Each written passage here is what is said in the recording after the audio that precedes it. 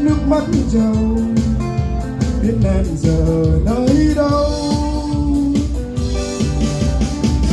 Đôi khi cô đơn tiếng anh từng cơn, em hỡi bao nhiêu nước mắt để đôi bình yên bên em.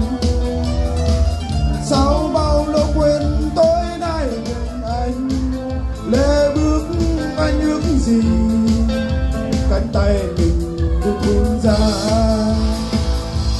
chạy theo em ở phương trời xa lắm em ơi, người ơi tình ơi.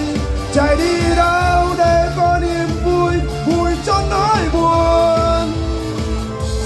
Thà rằng cứ còn chưa kịp thay, lá kia sao lòng anh hồi tới. Ai nỡ lại để ôm một mình nhớ thương. Ngày không em lòng anh từ đó, giá ban theo chiều tan màu mưa. Một lần xa vòng tay của em là bao lòng,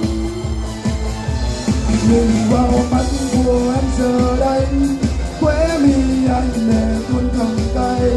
Anh rất buồn nhưng không biết phải làm sao.